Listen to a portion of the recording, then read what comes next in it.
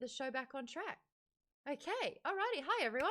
Thank you for being patient. Sorry that you heard some of me absolutely gushing over our author of the wonderful Tomorrow and Tomorrow and Tomorrow. You really heard me get all blushy and crushy, and that's because we've just spent the last hour talking about this book and how much we love it. And then I think they heard a little bit about you being like 18 months on the book tour.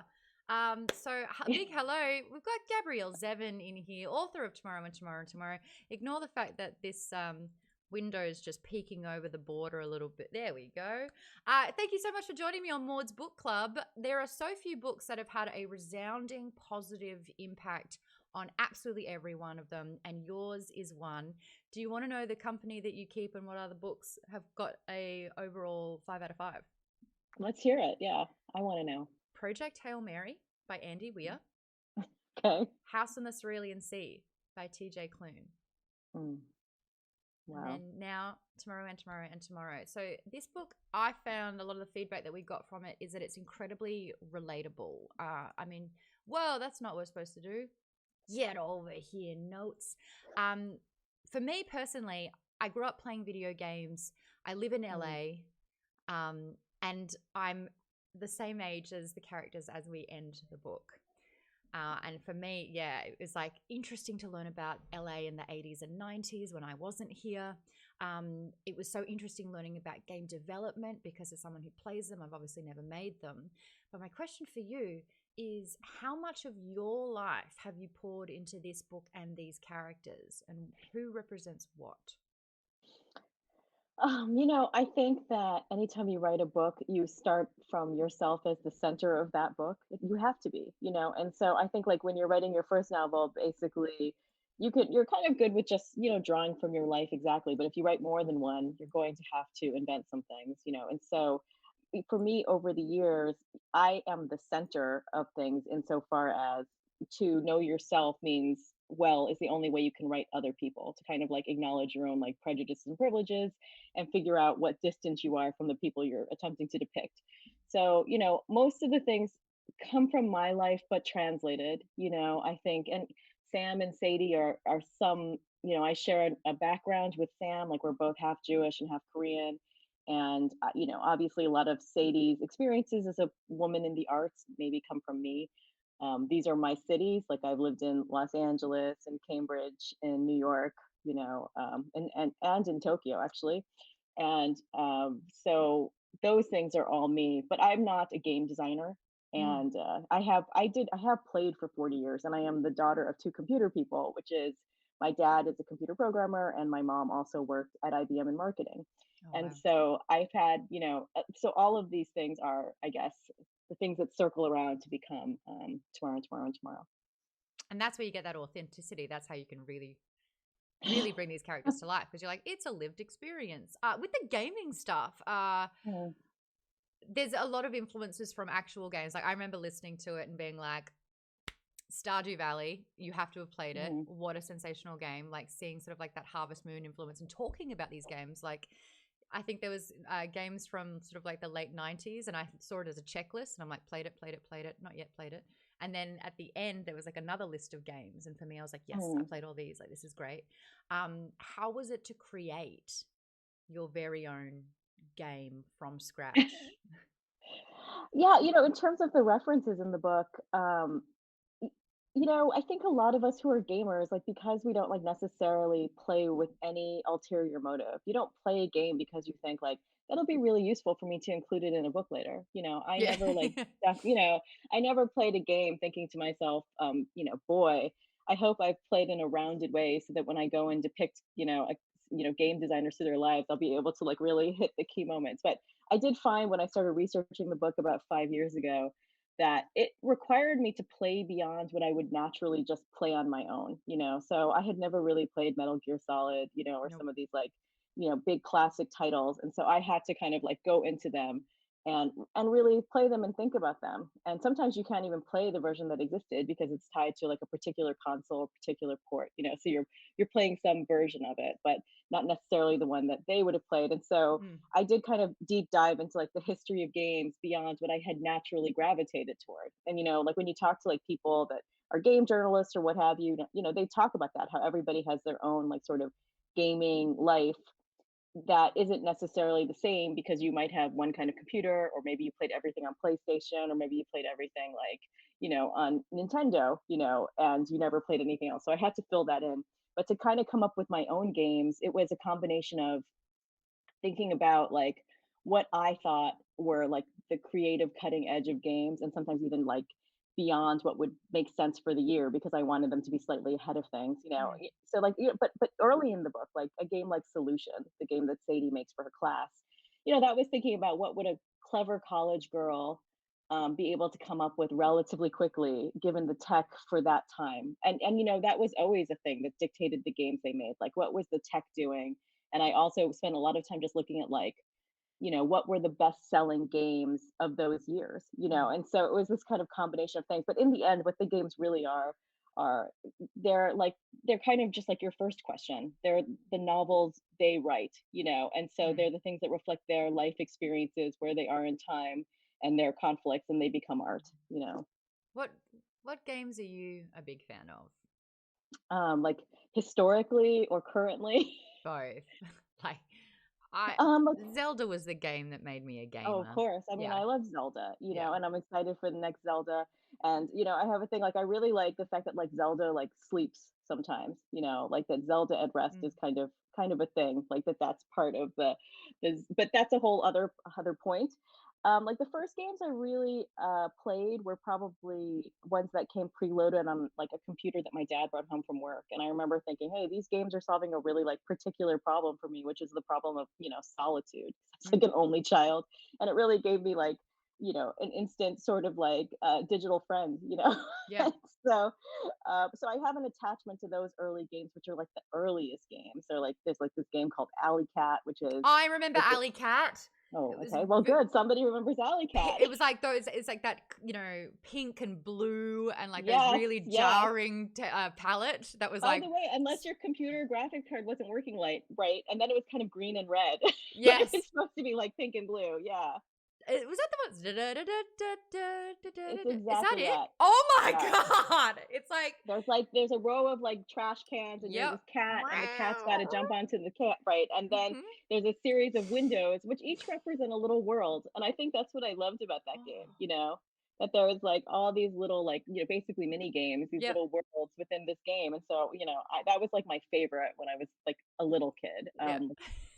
But as I got older, the games I loved were the games by Sierra, and I've talked to other people that are like Mm. about my age, and a lot of us played those games. They were Leisure these Suit sort of Larry like 2. I was yeah, like 7 years Leisure Suit old. Larry 2. Yeah, Uh-huh. yeah, totally.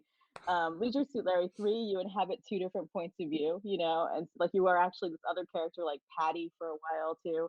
And obviously those games are like really kind of disgusting on the like, I don't know, misogyny and like the way they view women level. But as a Awful. little kid, I was like, these are very cool games. Yes. But my favorite was King's Quest 4, and that was the first one that had like a female protagonist in it. And it felt like you had to know things about literature to solve the problems of the game. Like Mm. don't go open Pandora's box. This is what happens when you end up in a whale. Yeah. Whatever it is. So that kind of thing. And so I loved those games. And then I think for a while, I just would play whatever was on, just like on somebody's computer in like a pretty like again haphazard way until I got to my like maybe like age 19. My dad, because he was like a computer snob, was like, you can't own a console. So anytime I wanted to play like Mario or something, I was doing it at a friend's house. But when I was 19, I was like, I have my own money, I'm buying a console. What So was my that first one? one was it was an N64, which Yes. was a Okay. good console. Honestly, I think Uh, it's I could argue it's the best console of all time. I feel like the best, like this is a serious discussion, but I Yeah. feel like the best console of all time is probably the original like Wii. Mm. Just because Revolutionary for what it did to gaming. right, and I loved it, like, because you could stand up, you could play. It's more social, which I think is cool. I think that's the ethos of Nintendo in a certain way. Yes. You can stand up, and then it's funny because then when you go like, obviously there's different iterations, Wii U, which everybody hated, the Switch, but the Switch everybody loves, and I think that's because it allows us to be bipolar in a way between like being like completely like insular and completely like Mhm. outward facing, and Mm. playing with other people. So I think that's like the coolest thing about it. But the Wii is so social and so like again groundbreaking, and I loved that one. So yeah, that's a sense of the games I loved. Like as an adult, it's almost like a cliche to say it this week because of the show, but like probably the game I loved the most that was like a big sweeping game was The Last of Us. Yeah. So Yeah. Set the clickers. I'm not great with stealth, especially when something's coming for no, me me. I'm like, neither. I just want to shoot its head off. Let me do that, and they're like, you're dead. I would love to like never like kind of I'm not great with killing or stealth. Like personally, I would prefer to play things that don't, but the kind of like the poetic like grandeur of it, moves me. The idea that you could like, that it's this kind of poetic retelling of like America. Mm. And at the point at which I discovered that he was making kind of a wordplay, like the last of the U.S. I was like I was down with Druckmann at that point. So Well, you blew my mind just now. well, I feel like I can't confirm that that's true, but I think it's true. I think it is true. So, but I love the fact that again, that a game about basically a subject that I don't have much interest in, which is like, I guess we'll call them zombies. We know it's like cordyceps and the fungus and all that, That's but it. like Yeah. anyway, like we'll call it zombies for shorthand.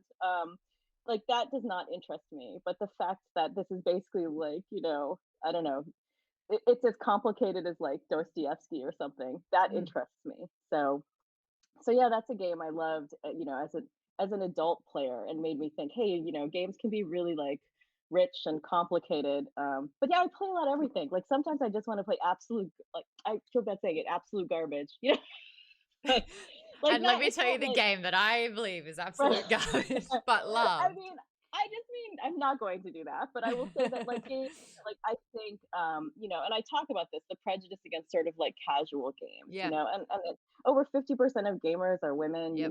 and a lot of them are playing casual games, and so, and I think we kind of discount that, but sometimes that's what I want to play also, and so give me a game that's about like, running a cruise ship Oh, or or something like that, or a game like there's a game that I played that is not absolute garbage, but that was about like a woman in like Japan in the like 1980s and 70s running a small diner, and she it's called Hungry Hearts, and so the only way you're going to like solve the game is by figuring out the dishes that will like fill the needs of your customers, that kind of thing. So you spend a lot of time just like serving sushi and things like and that. it's also like Or time management as well in a way. And yeah, I think yep. time management.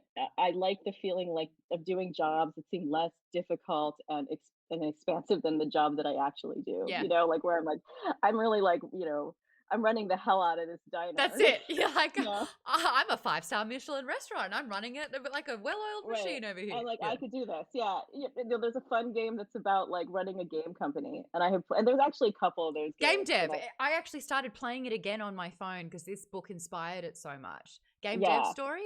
yeah, game dev story. Oh Yeah, my totally. gosh. Okay, well, that company make Kairosoft has a whole series of games that I sometimes will play, and including the game I mentioned about running this small cruise. Like, I guess it's a cruise ship, but anyway, basically.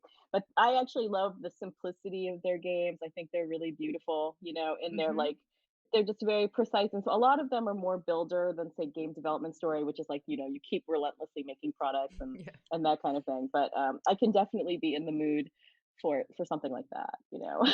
Kate in the comments here just says, sometimes you need a game to turn your brain off. Not everything needs to try to win awards. Sometimes you just need to distract yourself and play a game that won't take up your life so you can play it on the go. Says a person who is a whale in a fashion game.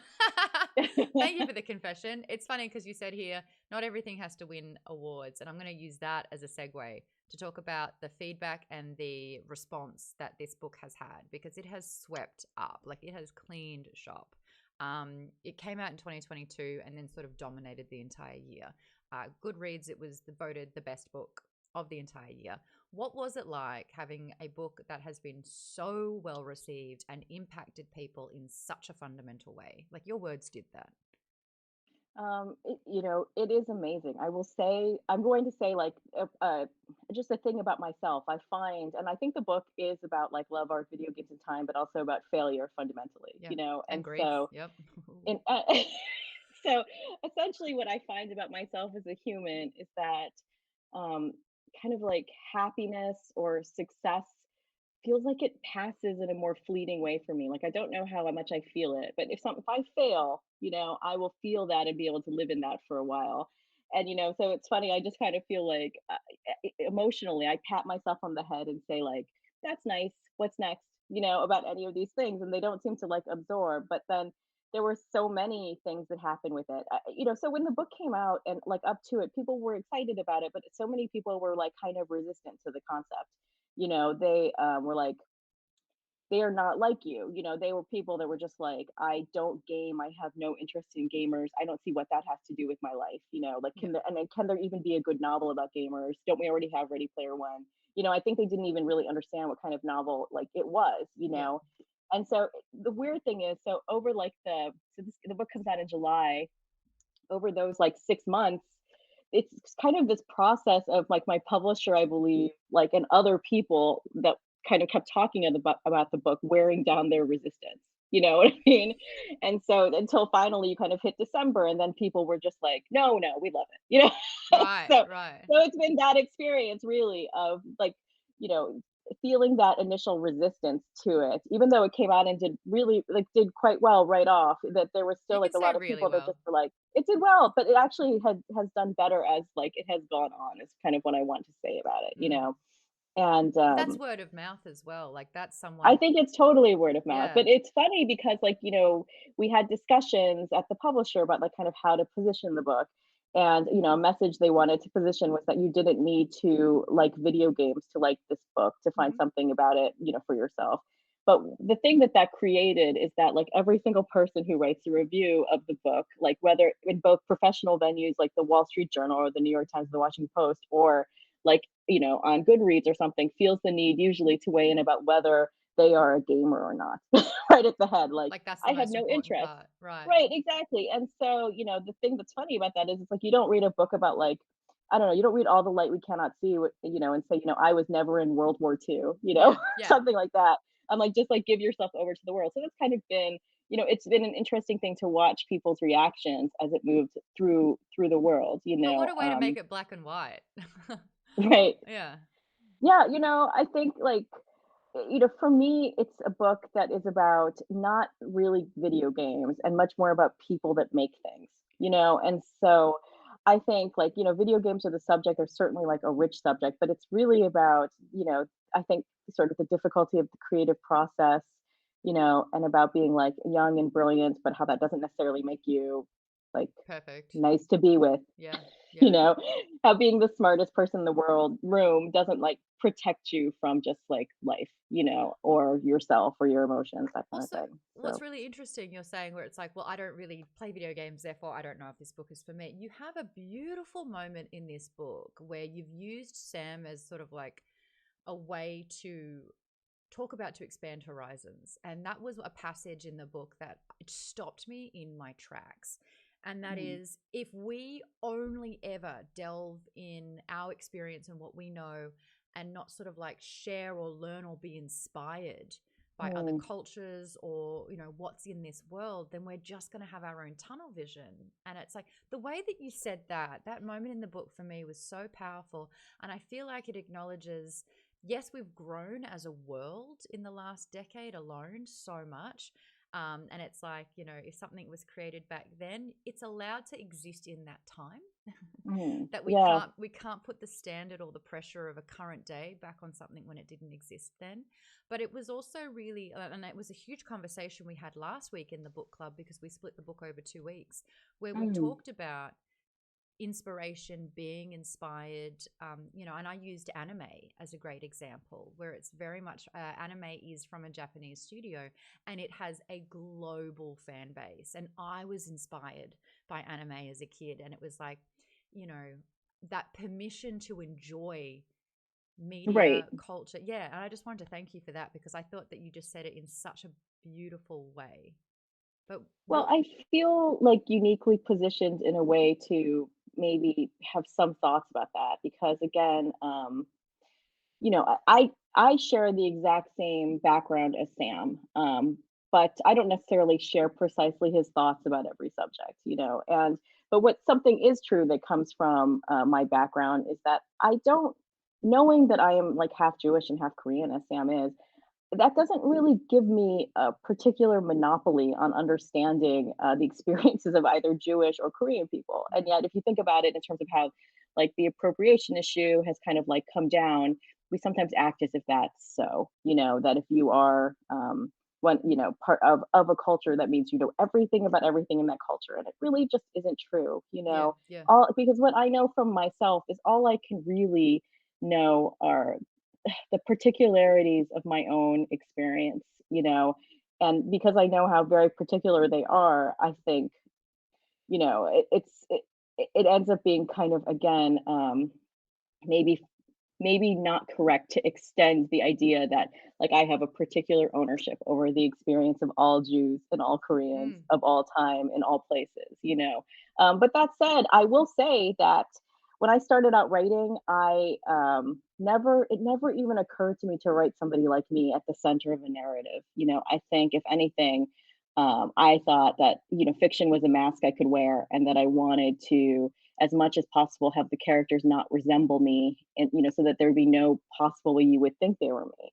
And as time has gone on, and as my own thinking has changed, I realized, fiction didn't have to be a mask. That mm, fiction could actually be quite, like, revelatory in its way. But the thing that really interested me about thinking about Ichigo across time was probably, that very thing, across time. The ways in which you can be on the right side of something in 1995 and find yourself on the wrong side of it in 2012. Like, I'm not making a judgment about whether they are right or wrong, and mm. obviously there's a difference between appropriation and influence, Yes, or yep. Or appropriation and appreciation. inspiration, Yeah. yeah, or all of those things. Hmm. But for me, I would think it would be a sadder world if we weren't allowed to kind of be inspired and to, like, open ourselves up to other cultures and sometimes incorporate that into the work we do. And so I sometimes do think some of these discussions seem to end in a place where you can't do that. But really, it was time that interested me most. Like, even like the Dove character. Oh, that's The a heated idea that discussion that we've had right, about the Dove. idea Yeah. that, like, somebody is, like, perfectly, that kind of man was perfectly good on a university campus in, you know, up till about like 2017, and then he was not good anymore. And so I was thinking about that kind of, like, the just how, like, when we look at things, and I have no horse in it in a certain way. Like, I think when I started out as a novelist, I believed in the novel as a vehicle for social change, meaning that I believed I could kind of, like, tell you things and maybe change your opinion, and now I don't think that anymore. Right. All I think is I can, like, show you a person like you or unlike you, and maybe, you'll feel a little bit more empathetic or think more about some other situation, and that's about it. And so that is kind of what approached my thoughts to even writing about Dove. Like, I just wanted to show what it was to have a really complicated mentor relationship, Oof. in 1995 versus 2012, Yeah. So, I actually just, um before you jumped on as well, we were talking about the resolve with Dove because he is he's such a layered gray character. Like he's brilliant and but he's self-aware. And I just kind of said earlier before you're on, the issue with Dove is that he's calling out his bad behavior. He's Mhm. acknowledging he's a terrible boyfriend. He's really not good in relationships. And the only sort of consequence he's faced is that he's not able to maintain a relationship.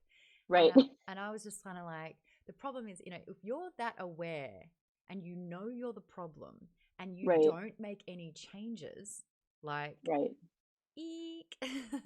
But it is interesting because Sadie craves his validation more than anyone Well, else's. I always think about Dove, like, that what interested me about him was that he was not actually interested in sleeping with Sadie until he figured out that she was brilliant. Yeah. Like, he doesn't wanna just sleep with, like girl, like, just like any, like, girl, and I think he has all these sort of, like, lines he draws for himself, like, Mm, I'm we she was not currently in my class, so we're good. yeah. You Yeah. know, Yeah. like, these things that, like, are not enough of a line to draw. And so the thing I really wanted to show, and I always felt kind of like that it was an exciting and dangerous thing, was that, like, you can be a terrific mentor, and in many ways he is one, and just horrible in so many ways, to this young woman's career and to her life. Mm, And I liked writing Dove. Whenever he kind of came on the scene in the book, I remember I felt as Sadie did. I think I felt like enlivened by his presence because he's, like, mischievous. He says what he wants to, and he himself is a brilliant person. And I think he's, like, he's very much Sam and Sadie as well. Like, why can't he figure his life out when he is Mm. a smart person and knows better? In a way, some of that's because he's been empowered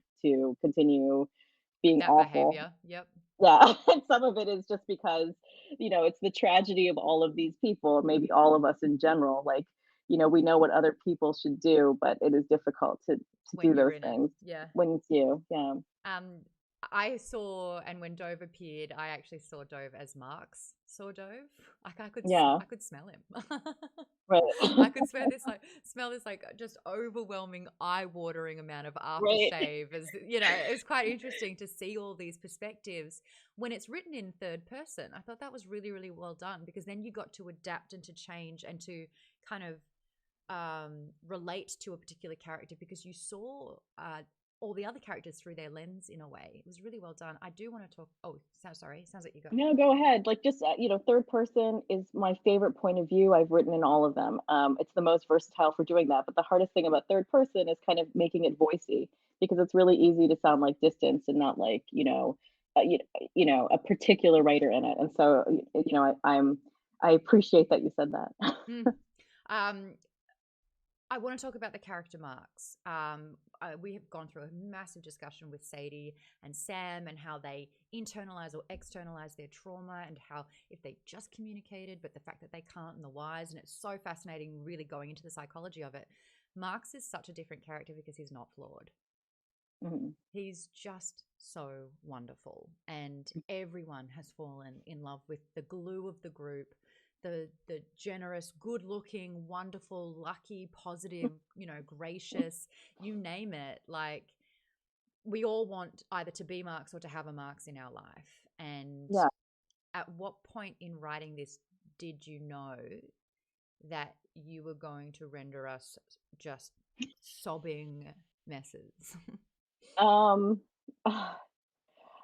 You know, I didn't know at the beginning, so I do outline repeatedly, and I definitely like, many, many times, and I like to know a sense of where the ending is going to be, when I start out, but I like to know the title, and I really didn't have either of those things, so I kind of just dove Mm. into this blind to an extent.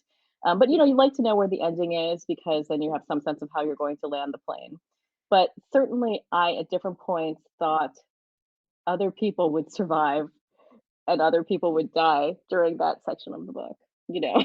And so it would have been a very different story if that thing had happened, that I did think there could be other arrangements of things that happened at that point. But, with regard to Marx, I always think, it's easier to be Marx than to be Sam or Sadie. Oh yeah. I think he was born wealthy, good looking, and he again, I think his major quality is that, he's not somebody who's tortured about having been born wealthy and good looking, It's Yeah, like he's it's like, somebody "Where's who's the nepo baby shirt?" kind of deal. right. Yeah. It makes him more generous and more expansive. And I have met people like, for whom that happens, and feel like an envy of them, like the way they walk through the world as if it's like some kind of like art project, or Mm. something. And so, but I did actually have a sense as I was writing Marx that like, I didn't want him to feel like 100% fully real until you get to the NPC because it won't like blow your mind until you're like in that section then, unless you're like thinking, you know, You can't even. are you okay? Sorry, you can't even. Phew. You can't even say NPC to without wanting to cry. Ugh. Why did you do this to me? I have so many tissues on standby for this. Well, Oh, I'll tell you, like from my point of view, like that whole section was really, really difficult to write. But what I good, thought it good. was, but what I thought about it was, you know, it was a tribute, to me. The Marx character is he represents all the people in my life that have like facilitated and helped me. So like my name is my 10th novel, my name is on the book, but there are lots and lots of relationships I have and people that are the ones that like go out into the world and say, you must read this. And, frankly, I have hundreds of Marxes professionally. They're not all necessarily as dreamy, but I, really it is a tribute to all those people that are really in my creative life that aren't like strictly speaking like creative, So you're the and horse, and they are the yeah, I am a tamers. horse. Yeah. Yeah, I Oh, remember like this was like a silly story, which was, so at one point I guess Carrie Fisher married Paul Simon, right? And so the film director, like Mike Nichols, said, like when they divorced, like too many roses, not enough gardeners, something like that. oh, that's funny. Was that in one of And Carrie's books as well? Because she writes I about her think life it in was. such a great way. I think it was in one of her books, but I think I heard it on Postcards. like a yeah, I have it in my bookshelf. yeah, Postcards from something. Yeah. yeah, Right. Postcards from the Edge. Yeah, That's it. Yeah. Yeah. yeah. So I was thinking about that kind of thing, like how we need gardeners, and so like that was definitely like the tamer of horses thing, and I it was a really tough section to go to because I knew what I wanted as the effect. I wanted it to be like you were all of a sudden thrust into this other point of view, Mm. um, But you almost had to and piece you're it together. Yeah. And then right, when and it you're clicks, you're seeing the just like, world through his eyes, yeah. and what it is to be Marx in a way. We've never really been with Marx in Mm. that way, and so I wanted it to feel like I wanted it to feel gutting. You hope that it does, but I certainly struggled over it a bit, like that in the pioneer section were the two I Yeah. probably labored the most over because they're the most experimental. And I think people sometimes think that the point of a book is just to entertain you on every single page, but sometimes you want it to do other things. At 10 novels, sometimes I want there to be resistance. I want it to slow down and to make you think like, what exactly is happening, and to kind of shift your brain into a different place. And Yeah. I know some people won't go with me. A lot of people have gone with me, but there will be some people who are just like, I don't want to go into that point of view, and I don't want to be in that video game, which like anyway, I have thoughts about what that all is too. But What do you mean? I'd love to go into those. It's going to stop me from crying well, then. well, well, why do that? Crying is lovely, but but with regard to the pioneer section, I think there are some people who just like will hit it and they'll think this is in a video game. That's what she said. It's a video game. But for me, the way I thought about it when I was writing it was I wanted to feel like a sweeping love story set in the old west. And so if you look at the language in it, the actual language, it's all very old fashioned, like old fashioned dialogue tags, and just the kind of like I wanted it to feel like Portrait of a Lady on Fire, or I wanted it to feel like Willa Cather's Oh Pioneers. you know Right. and so to me, what was fun was the juxtaposition between the idea that you were in, a game like Stardew Valley, mixed with, the feel of like a period romance, a sweeping period romance. Mm. On some level, it's the most romantic section of the book because it's the only real place Sam and Sadie can have a romance, is in a virtual space on a real one. And it's still, in a way, platonic. Like they're Yeah, it's romance. still Yeah. completely platonic, Like it's a dedication. And in fact, a lot of the audience was saying that, well, I can pull up the quote of, it's more than romantic, it's better than romance, it's friendship. And how important that single line was to define and break the stigma that you're only whole if it's romantic, or if you're with a partner, or if it's like, that sort of physical slash romantic intimacy. Whereas the power of friendship, it sounds like it, right. but like, having that depth and trust and, rawness and exposure, in that friendship. And we see the highs and lows that Sadie and Sam go through, with Sadie's resentment and Sam's internalization, and, never sort of sharing his pain. And then yet there's blips of sort of like forgiveness, and to acknowledge that they've gone through so much and that they can continue this in a particular way. um, oh, where am I going with this? Just the addressing and spotlighting how important friendship is. And it was Well, it's funny, I think people oppose, like, platonic and romantic, but I do think Sam and Sadie's relationship is romantic, just not sexual, and so I think right. their romance is a romance of work, you know what I mean? And Mm, they do actually even kind of have, I think it is a marriage, it's just not in the way we think of a marriage. They have a, whatever, work wife or whatever you wanna call it. They have a marriage, and it really and it does have children, but it's just there's these games, the games, yeah. so I think there are all kinds of relationships that people have that, are not the ones people used to have. So for me, I think I started to want to write about different kinds of love maybe about 5 years ago. I mean, I was always writing about different kinds of love and friendship, but about 5 years ago, I was out promoting a different book, and, when you promote a book, they ask you, "Would you please, like, write personal essays?" And I will say now that I hate writing personal essays, would rather never do it. I'm like, "Just enjoy the book, you don't need to know anything about me. The less you know about me, probably the better." But so I wrote a personal essay, I wrote this, like, article for Modern Love, which they titled "The Secret to Marriage is Never Getting Married." It was about the fact that my partner and I had been together like 25 years at that point and had never married, and all the art we made together, and the life we had together and all that kind of stuff. And of course, because it was called The Secret to Marriage is Never Getting Married, like the internet instantly just hated me, you know?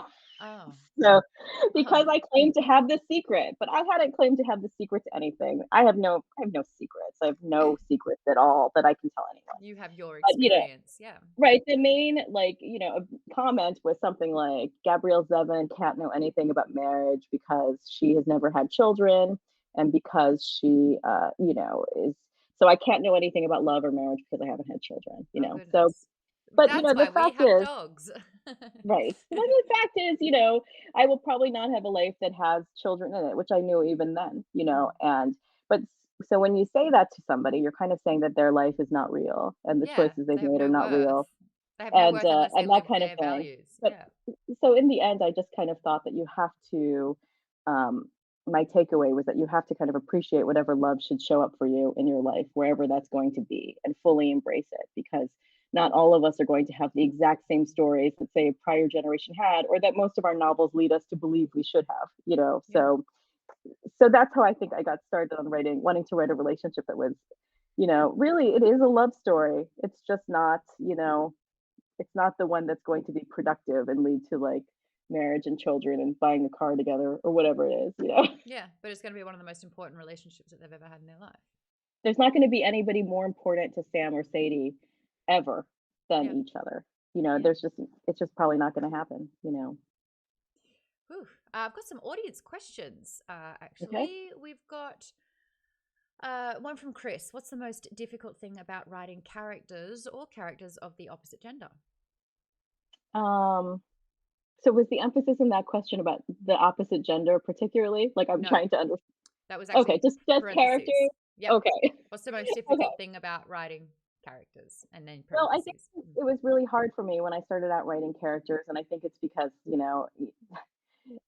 typical of somebody of my age, I published my first novel. I wrote my first novel when I was 25. It came out when I was 27, and I think m- probably like the narcissism of youth kind of stopped me from seeing anybody else very clearly and then writing them very well.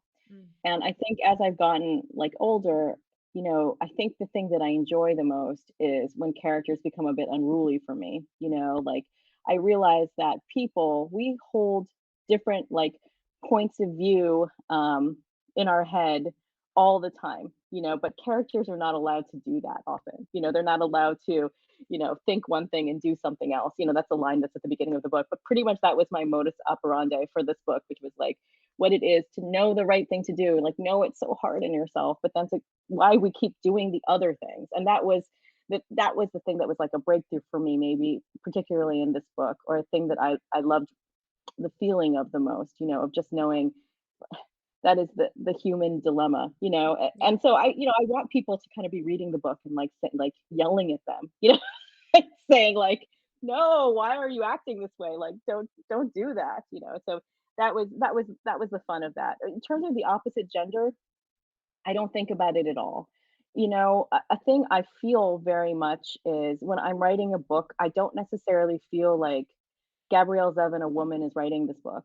I feel like a person who has like no gender when I'm actually at my computer, and it's a strange thing. At some point I even was like, I think I would rather be called Zevin and not Gabrielle Zevin on my books. But at Mm. that point, my career had been so many years in.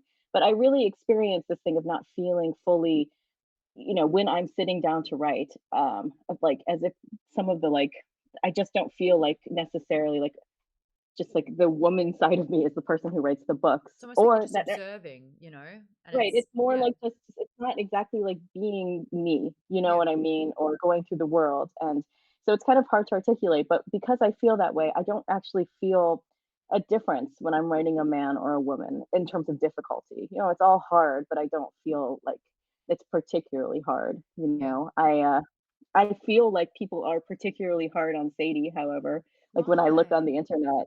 Well, like, it's my my partner and I, like, joke, like, that, I should get a T-shirt that says "Everybody hates Sadie Green," because, like, we often will encounter people that, like, will say, basically, like, they love the book, but God, that Sadie, she's awful, and it kind of makes me laugh because often it'll be like a tech bro, and that's why he loves the book. He loves all the guys in it or something. But they'll say like, I think in a sense, people are still very uncomfortable with ambitious women. You know what Mm. I mean? Like, and I think there's a reading that maybe some of these people have on this book, like, why won't that girl like just get with that nice boy? Like, why won't she just and so I think there's a reading from that. There's a lot of men that have read this book and love it, and I'm not saying it's all this way, like that every single man feels this way at all. I'm just saying we have observed that there is some percentage of people, and women too. I feel like the topic of female ambition isn't necessarily something that we still get a ton of. Like somebody who, especially Sadie at age 20, who just wants things other than to marry and have children and to like find a boyfriend, like who really, really wants to do the thing that she does, and it's very hard. So Yeah, I mean, I understand that Sadie, there's human nature with her, and it's that thing that you were saying before, where it's like thinking one thing and like knowing what you're supposed to do, and then the behavior that you actually do, and sometimes it takes people to learn the lesson, and takes longer for others. And I think Sadie was harboring resentment from Sam and her first fight when they were children. They never right, actually ever talked about it or talked through it. It was just like, all right, we'll make a game, and that will be our band-aid or healing mechanism. But it right. was, There were some things they maybe should have addressed head on, but neither of them are people that address things head on. They can't be other than who they are. And it's not like and it just misses every it just time. they think they're okay. I think both of them, and I think both of them want the other to think that they are okay, and so they don't necessarily say the things. And I think a lot of us don't say the things. Yeah, They're hard. I think it's hard to do a big thing like make a game, and so you kind of, again, they are completely intimate as long as they are talking about their work, and mm. they just aren't particularly intimate in any of the other ways. I do, because there was a beautiful moment where Sam's like, I recognize the back of Sadie's hand. Like, I know her Yeah, so well that right. I can recognize her hand. And then it's like, oh, wait a second, I actually don't know huge things. And when like when they finally rekindle at the end, and he has this thing go, do you know why we moved to LA in the first place? We saw a woman jump off a building. Trigger warning for everyone with that one. But like he just witnessed this huge thing, and he had nightmares for a decade. And she's like, I didn't know that. I thought Right, I like, knew that you everything. think you can know everything about someone, and then there's still all these, like, secret rooms to the house that is your friend? But I really You're like, "Ooh." loved the normalcy, I guess, of I won't have the conversation with you, so I'll just build my own narrative. Well, and early in the book, both something that Sam and Sadie appreciate with each other when they are children is that Sadie doesn't make him tell her all his sad stories, that she allows him like a distance. She doesn't make him say, like, I was in a car accident, my mother died, right? This is the pain I am in. Like, in a sense, their relationship and the games they play like provide like a respite from just like the rest of his life. And so part of the terms of their relationship is that there are painful things that they don't discuss, and so it starts from childhood and they continue on with that respectful distance, which becomes frankly just intolerable, at a certain point for both of them. And they have no when the terrible thing happens, they have no language with which to be comforting to each other, Yeah. really. Yeah. Yeah, it's Sadie really throwing herself into the grief, and then Sam kind of being like, it's not just happening to you, but then Sadie almost hearing that as like an insult, where it's just like, Right. why don't you just let me feel sad? Yeah, And I it's think he's being, like, profoundly loving to her during that section. Like, I think he, by running their company, going to work, doing the things, like, being an adult, being Marx, basically, yeah. I think it's that's the only way Sam really knows how to love somebody is through action and through, like, I'll make you this game, I'll do this thing. I can, through gesture when sometimes, like, just words would be simpler, Yeah, yeah. to get that effect.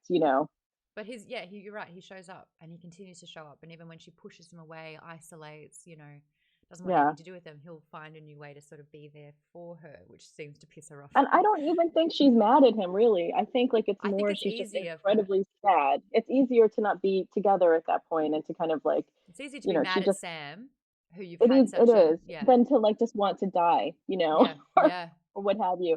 Like, yeah, so that's another thing, like, I've seen people and spoken to people who are like, "I find Sadie really unsympathetic during that section." And I think to myself, like, "Geez, she's pregnant, her Yeah. lover and business partner has just died."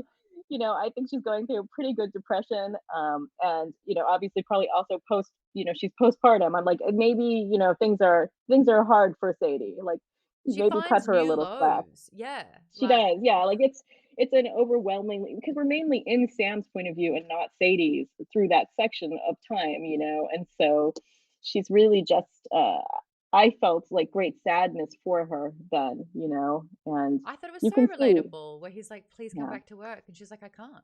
I just right, cannot. Like, she I just cannot can't, do like, she that. doesn't want to ever go to that office again, like, why would she, right? Yeah. And it makes sense. But Um, yeah, I'm very guilty of the it's easier to be mad at you than to be sad with me. yeah, I think that's a lot of us, really, I think, um and, until you recognize it in yourself, you just keep doing it.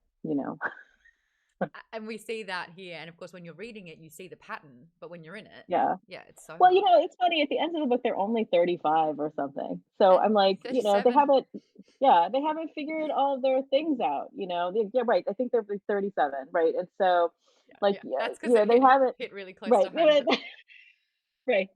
And so, I'm 45 and I feel like I wasn't really like a full person until like really like maybe 5, 6 years ago. Like I think I really had not figured myself out as a writer, hadn't figured myself out as a human, and so I felt very little judgment toward Sam and Sadie, because I know what it is to be young, like and just like burning with ambition and not sure how to do things and screwing up with everyone all the time. So I do.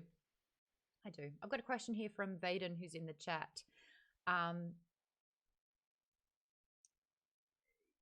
where there's a lot of them here. Number 3. What do you think is more difficult? Two people making multiple hit games or them actually talking to each other in an emotionally mature way to resolve their issues? I liked that question.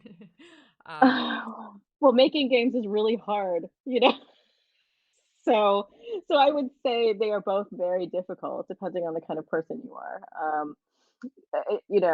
There's so I really can't choose one. I would say like as the person who wrote the book, I would say that I have a much easier time of like inventing games and not having the burden of actually like play testing them and marketing them and all the sort of like long development processes and all of that. And it's not to say we don't see a lot of it in the book, but just that mainly, things work out. And sometimes you make a game and you get to the end of it and no one thinks it's any fun and no one wants to play it. And so, I think that probably in the end, I'm going to give the edge to learning to communicate is probably slightly easier. And maybe even your games would be better if you learn to communicate. I ah, would think there that it is. that's slightly easier as Hmm. well. So. He also says and we kind of touched on this a little bit more, but I'd love to expand on it. Your writing does an excellent job of following up on early events with consistent themes, making it feel like every moment is important. How did you plan this out? Like I do a lot of structuring of the book. I think I structure over and over again. And when I actually have a trouble at any given moment of the book, I will structure a moment as if it's like you're structuring the whole thing. And so some of that is that. Some of it is just, I think, kind of what the themes are you want to talk about, not necessarily in a granular way until you're in it. And so you can start you as the novelist, if you've done a lot of research and you have, you really thought about the story you're going to tell, like the connections you make as you go will surprise you. So I'll give you an example. Like obviously the game is called Ichigo. That means 1-5 in Japanese, but it also means strawberry. And so later on when we are in Japan and Marx, uh, we're with Marx's mother, and The we see strawberry like thief. this strawberry, Mhm. right? That comes from Ichigo, the strawberry thief. And so that set me down a rabbit hole doing a ton of research into like William Morris and what the fields look like and what like the strawberry thief pattern and how that came to be. And then when I get to the NPC section, when I'm describing kind of the beginning, like the fields and all of that, I'm actually describing what Oxford would have looked like in that period of time, you know?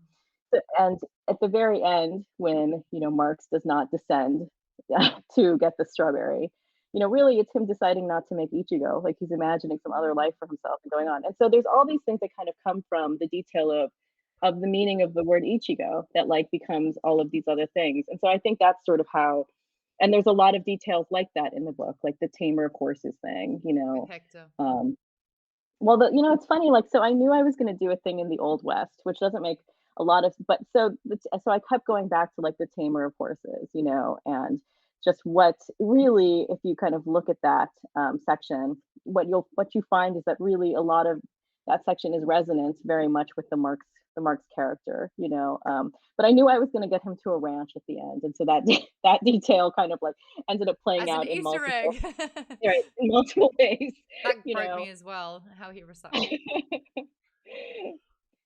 So that's kind of how I guess you work in different themes and motifs, and and so anyway, it starts out with one thing, and you just kind of keep some of them you just keep following and not knowing where they're going to lead, but um, you know but in that sense, this was a very satisfying book to write because, like I had certain things that kind of kept recurring for me, like glass flowers, the idea of something like artificial that's really beautiful at the same time. That it's something that, anyway, but there were all these kinds of things that I just kind of kept wanting to like look at more, research more, and figure out, ways in which they could kind of recur. Anne Lee was another one. Which one? Anne, like Sam's mother, how his Oh, yes, name. Anna Lee. Yeah, Anna. the name Anna Lee. At one point, I thought about beginning the book there with Anna Lee, and I struggled mightily with how the book was going to begin and how I was going to like lay out this story. But one of the earlier things I wrote was the scene of Sam, and it's one of chronologically, I think it's the earliest scene in the book. Mm. Um, and but it turned out it wasn't right for the beginning of the novel, but it was something I wrote early. But yeah, the Anna Lee thing.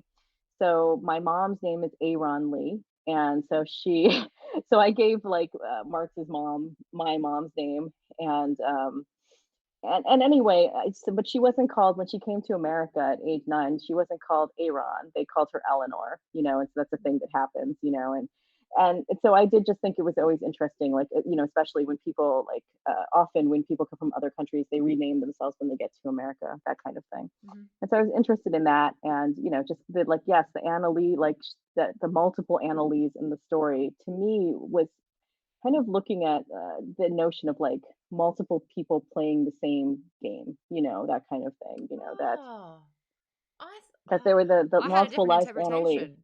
Well, I think there are many, and so, Mm. I don't actually believe in the notion that I'm going to tell you what I can tell you what I thought it was, but what you think it is also equally, important, so, but in any case, the kind of coincidence of that name does lead to, I think, the way Marx sees Sam, because Marx's Yeah. mother actually has the same name, And he got it bonded. He thought it was fate, and from that yeah, moment, he decided.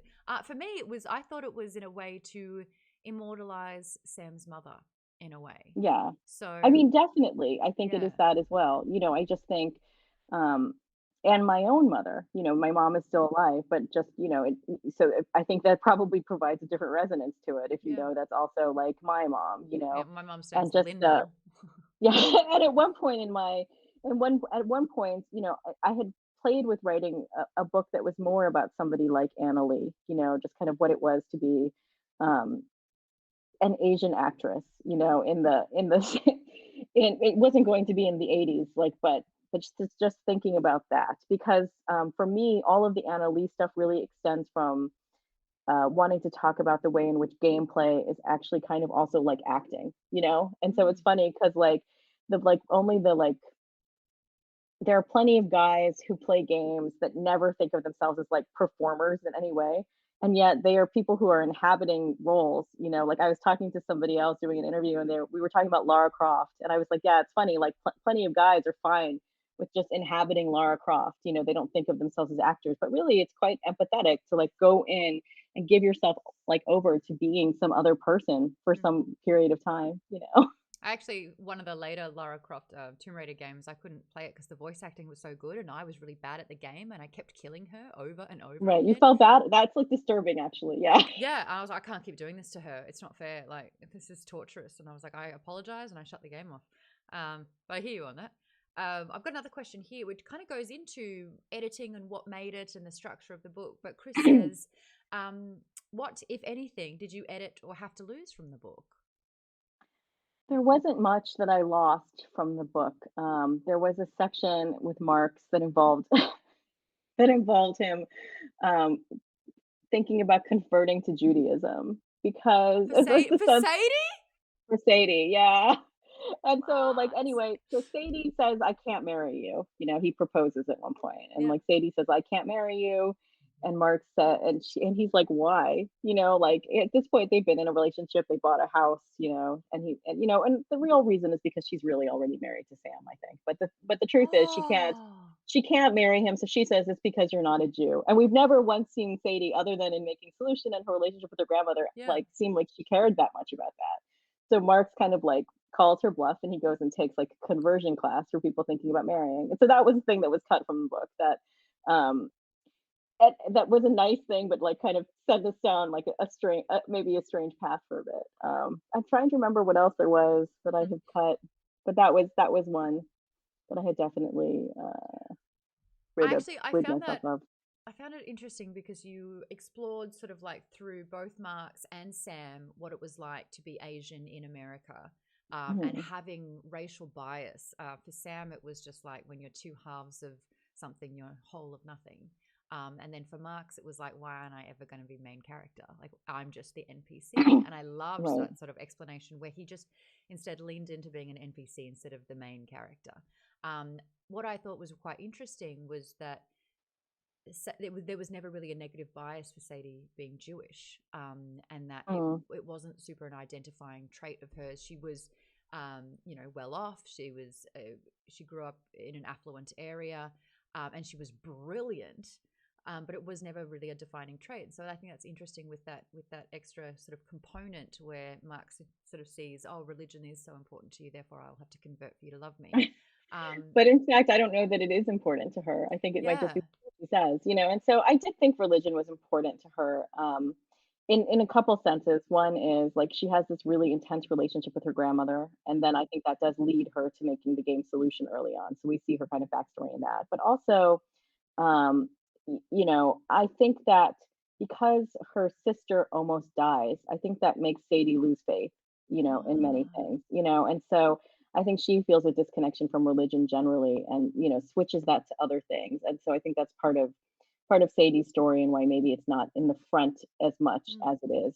You know, also she is, you know, she's a secular Jewish person. You know, I don't think she's like, again, somebody who's very spiritual, and we see like the fact that she doesn't have that sort of spiritual life, I think, is one of the reasons Marx's death hits her even, you know, more hard, even harder than it would otherwise, you know. So Chris also asks, hardest scene to write. I mean, the thing I passed over the most is probably the very beginning and end of the NPC section. You know, just kind of getting the right series of details there. And then, you know, the thing I passed. So anyway, you know, just to say something about, I guess, my process, it's that I read over all my work every day until the book is too long for me to do that, and then sometimes I still do it. You know, Whoa. time I finished writing a book, I've maybe read it like 1,000 times, you know, and so Wow. some of that is because I want to be in the exact place a reader is going to be rhythmically, and it gets really hard to do that when a book gets, like, longer, and then I'll at least read, say, like, 100 to 250 pages before I start. And I just think it's because otherwise you get like you lose, I think, the feeling of what it is to be like the reader there. You know, Mm. so that ends up being difficult. But like with something like you know, again, uh something like the NPC section, so much of it is about landing this sort of emotional effect while doing something like, you know, that frankly is going to be off-putting for many people, which is going into a second person point of view, you know. And so I knew because I had experimented with that in different books before, like how difficult it was to really make something like that sing, to use this strange thing and like to make an emotional effect actually work. And so I passed over it and over it and over it, playing with different things that we would see as we went over the land. I really wanted to capture both like weirdly like the beauty of being alive, but also at first it's just the beauty of being in a video game, something like Stardew Valley. Because I remember during the pandemic, like Oh, at what a one point I was game. I was playing Stardew Valley and I was like walking through like the field and the cherry blossoms are coming down and I remember thinking to myself, this is really beautiful here, you know? And so I wanted some of that feeling of awe you can get from even this kind of virtual world. And then the reason it's really beautiful though is because it reminds us of the world we actually live in, Mm. and like a feeling of sadness, of nostalgia, of all those things. And so I wanted to have kind of that feeling, for that. And again, like the pioneer section was really, really difficult. The scariest thing for me was not really knowing how the book would end. I had different theories about how the book would end, but then finally, basically the book was largely written in chronological order. Mhm. The only thing I didn't write the first time through was the section in between the NPC and the pioneers, our infinite days. I originally had it going one to the other, but that was really it was a mistake to do that because what it would have done was it would have actually cut out a piece of time. So this way, we never have a piece of time that goes unaddressed in the book. And it really was, I think, important to see how Sam and Sadie coped in the face of Marx's death. So that was something I had gone back and done. But yeah, it was scary to not know what the ending would be. I mean, you I could have think, what were they when they were 45? Like I could have gotten another decade out of them. I just wanted to like, what's next? Like, what? What do you well, mean it's over? to me, it seems obvious, but like, the thing was really realizing that what it was going to be was like a video game that starts over again. So at the beginning of the book, you have Sam and Sadie. She hands him a game, and then at the end, she hands him another game. Yeah. And so, kind of like to me, what was very hopeful was the openness of deciding, like, yes, we will continue to work, we will continue to make mistakes, we will continue to play. To me, felt like the most profoundly hopeful thing that felt also honest to what Mm. these two people were, It's very fate based. It's like no matter what path they walk down, they're going to come back to that But place it's to want to. intention Yeah. too, because like, at that point, so the first time they meet in the train station in Cambridge, she could let him go. It could just be a meeting, Hmm. like, hey, nice to see you, Sam. And she gets on her train and he leaves. She And tried to. no, She really did. there's no book, right? But Mm. she makes the decision. She turns and she gives him this game. And so I think like to me, knowing everything that happens between them, all the good work, the bad work, to then turn one more time, this time in an airport, as a 37-year-old woman filled with knowledge about what it means to turn and hand somebody another game, Hmm. to me seems like very like hopeful. Is it worth exploring like kind of scratching that itch you go what it would have looked like does this third party company make Ichigo 3? Is it a happy ending? Are they forever intertwined? Do they build a better relationship together? Like, what does it all look like? I think they I think they make another game.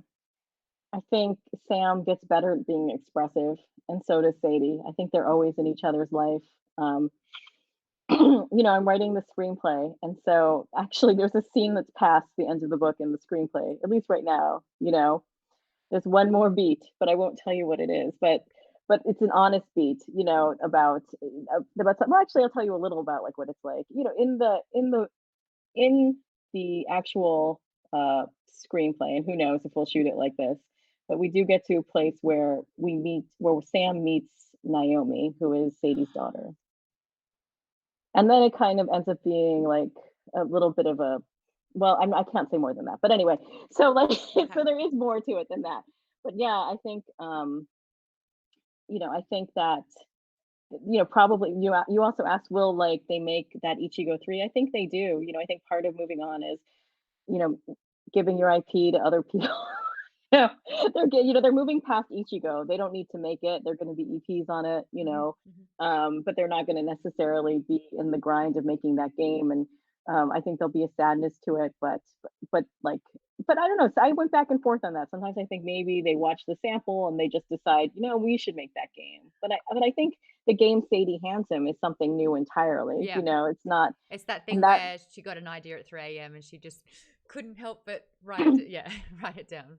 And the thing about it is most people don't, any artists, video game designers, like you don't necessarily make hits your whole life. So there's no guarantee that you'll ever make another Ichigo or that they'll ever produce another counterpart high. And so I think there's a certain point in which like the success can't be, or the, money or success can't be the only thing that drives you. So I feel like, there's no, I'm not necessarily saying that what happens for Sam and Sadie next, even if they make another game, is like, they make a game that's even bigger than Ichigo, or whatever it is. Like, I think the point is more just like that they want Like, to keep like they being have to keep creative making in this games together. world. Yeah. They have to keep doing it. I also liked that in this third party studio, this 22-year-old freshly, graduated from college who's the team leader, who was the most profoundly affected by this Japanese inspired game, was a French woman. I just Right. Well, I was thinking of Ubisoft, obviously, and so, who, of course, they like, I call it something else, but, they're the studio that makes Assassin's Creed, and so they are French. And so I think that's kind of where that came from, like just the research of that, so Rev Jeu, Ubisoft. But, so like, yes, I think I liked what really for me that scene was more about the fact, less about the fact that she was a French woman, which I did like, but the fact that Sam and Sadie had aged out of, like for yeah. so long. And I remember this in my career too. Like for so long, you're the youngest person in the room, and then you're like, oh no, I'm the same age as everybody. And then you realize, no, now I'm the oldest in the room, right? It's So, yeah, I know it for and I sure. wanted to kind of depict that process of what it is to, I think a lot of us derive like strength from youth, but in fact, youth is just youth. You don't do anything to earn it, No, no, it's And inevitable that you actually, get older. But you're like, what? yeah, I have found How that dare? getting older is like quite liberating in a sense because, I think when you're younger, maybe, I don't know, I realized at a certain point that I wasn't going to get anything because of being like young and prodigious, that the only thing at the age that I was going to get things for was being good. And so like that ended up being quite clarifying for me, like just that the Mm. only thing we were going to pursue at this point was being good at things. And so but yes, that scene came a lot from the idea of like this woman Marie as being, I think she's described as looking as she has just graduated Yeah, from college like moments ago, literally. and now And she's like so, leading this development team. Yeah, yeah. right, she's leading it. And so that was them like, 15 years ago. And I think it's nice that like again, that game has inspired somebody else and, to make a new game. We are wrapping things up here. I do want to shout out that someone called Daedalus just followed. Hey, I get a Hello. reference. Um, the fact that was it 25 companies, studios bid for your book, the rights. 25. Yeah, something like that. Amazing. And also something that doesn't usually happen is like usually it's like, okay, we bought it. Now they're going to take care of it, very much like Ichigo 3. We'll trust them to make it for you. The fact that you get to write the screenplay, how important is that, and how has it been adapting? And have you fan cast in your mind? I guess I'll start with the end. I have not fan cast in my mind. I think a lot of these people are people we haven't seen before. I think the only person that probably is even potentially a name is whoever plays Sadie. But I don't know that we've seen a lot of actors that, particularly Sam, I don't know that there are even people that are the right age, somebody from basically 18 to 36, like who that actor is. And I think that's the exciting thing about it. I think in a prior generation, I don't know that like tons of like Hollywood people would have been like super excited to go bid on something that had like Asian leads, you know. And so I think that's a way in which like the industry has changed. I think that there's more openness to again material that has like Asian people and new kinds of people in it. And so that has been an exciting cool thing in terms of adapting it. It's difficult. It's a big, long book. It was actually printed to look a little shorter than it is because I think people were worried that, like, who's going to want to pick up a 500-page novel about games? But in fact, it's actually a 500-page novel about games, that is made to, like, that was crunched into a 400-page novel about games. It actually feels physically heavier than other 400-page books because of how much ink is on each of these pages.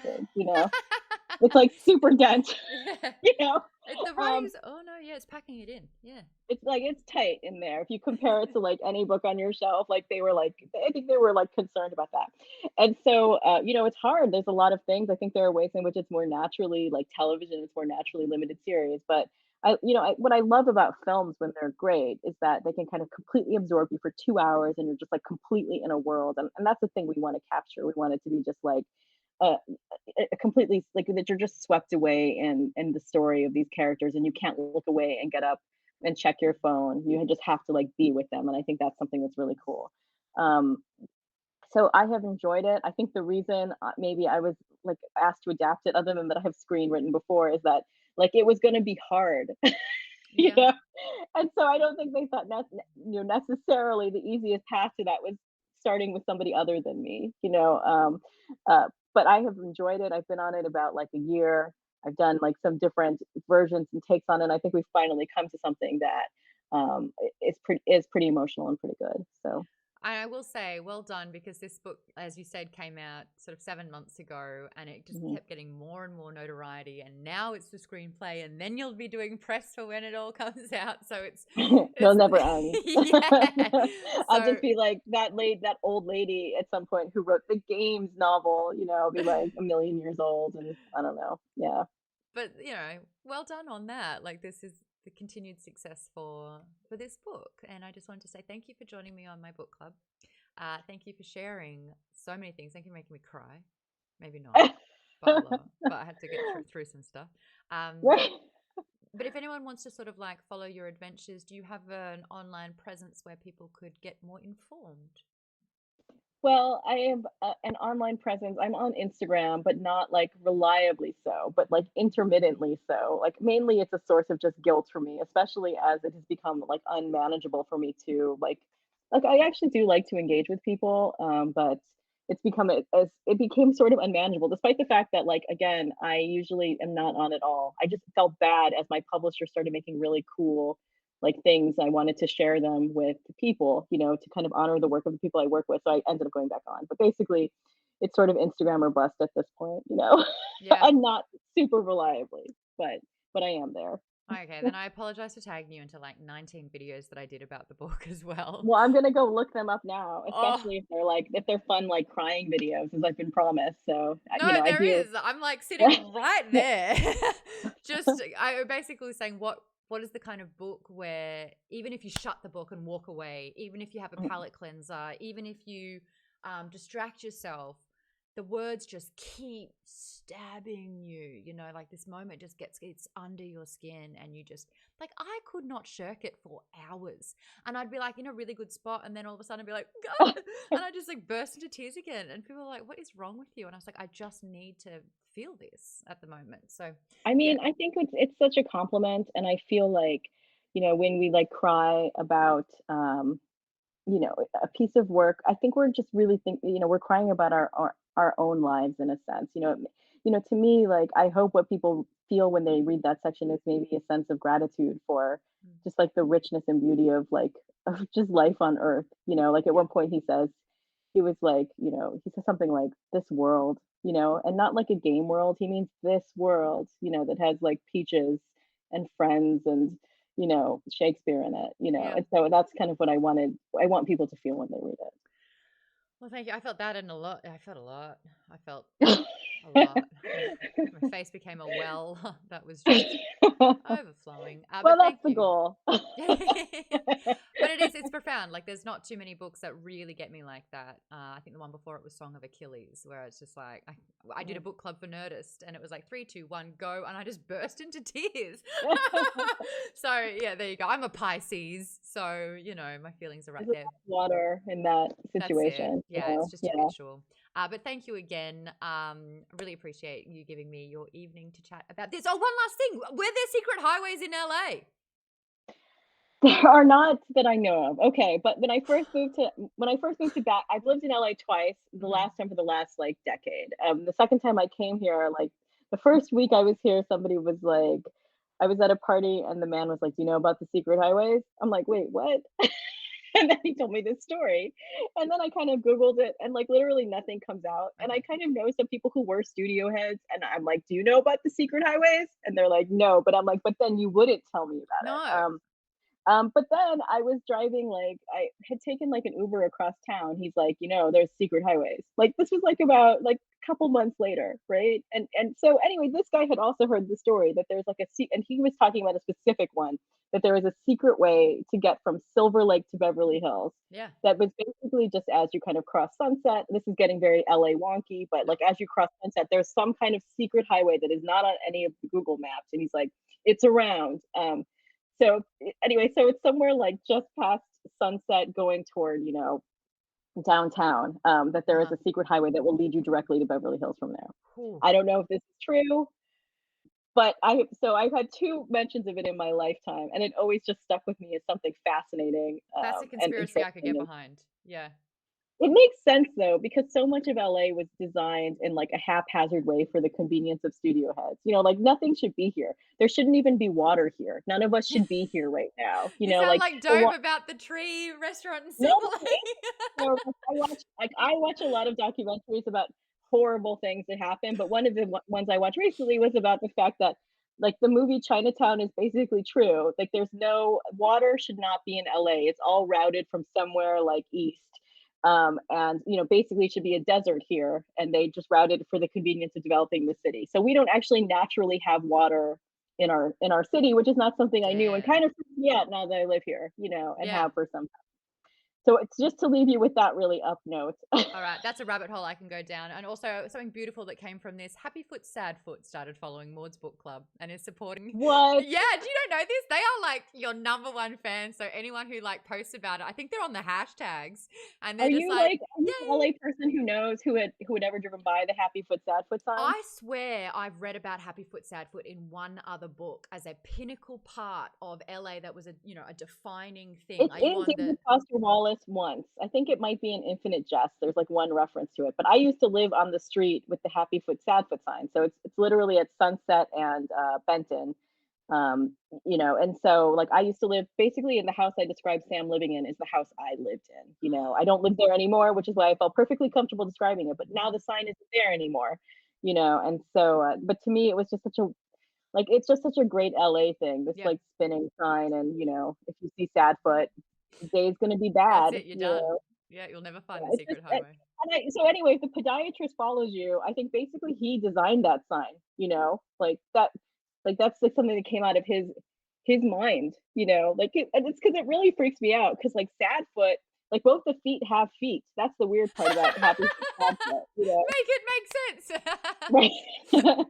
Right. So Sadfoot has like he's like all like beat up like his toe, but then Happyfoot has like sneakers and anyway, it's a whole thing that like can really like you can spend a lot of time thinking about that. Oh, So to me, those are the 2 points of LA: Happyfoot, Sadfoot, and Silver Lake, and then Clown Arena in Venice. Those are the two defining like the journey of Sam and Sadie, basically. I love it. Well, thank you. I won't take up any more of your time. I really do appreciate the chat. Okay. Thank you so much. Take care. Bye.